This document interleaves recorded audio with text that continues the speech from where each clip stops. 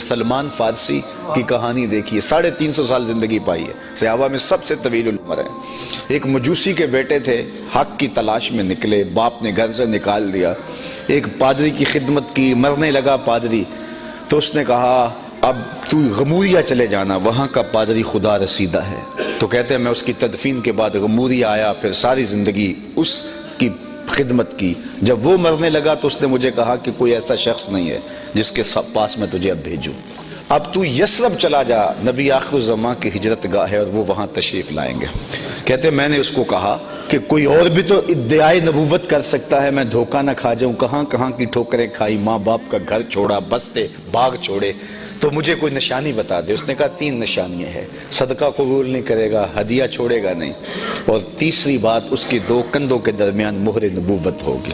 کہا ایک قافلے سے جڑ گیا میں، انہوں نے مجھے پکڑ کے غلام بنا لیا، لیکن میری قسمت اچھی کہ بیچا جا کے مدینے میں، ایک یہودی نے مجھے خرید لیا اور میں اس دن کے انتظار میں اس کی نوکری کرتا رہا۔ کہا ایک دن میں اپنی کھجوروں پہ چڑھ کے باغ میں کھجوریں توڑ رہا تھا کہ ہواؤں میں مستی نہیں چھا گئی اور ہر سمت سے یہ گونج آنے لگی طلع البدر علینا۔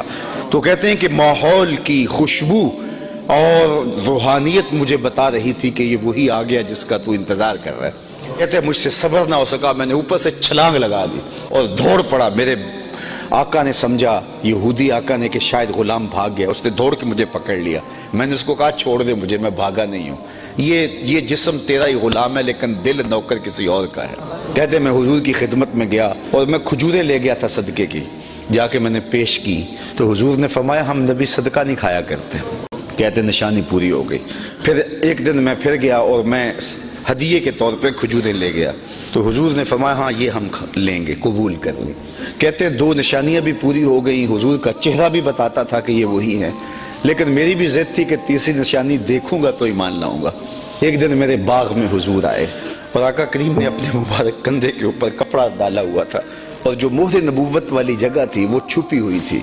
میں بار بار پیچھے ہوتا تھا، میری آرزو یہ تھی کوئی تیز ہوا کا جھونکا آئے اور کپڑا ہٹے اور میں مہر نبوت کی زیارت کر لوں۔ کہتے ہیں کہ حضور میرے ارادہ قلب سے آگاہ ہوئے، حضور نے چادر خود ہی اتار کے میری جانب پھینکی اور پھر اپنی پشت کو پلٹا کے میری جانب کر کے کہا وہ پادری جو بتایا تھا دیکھ لے آ کے۔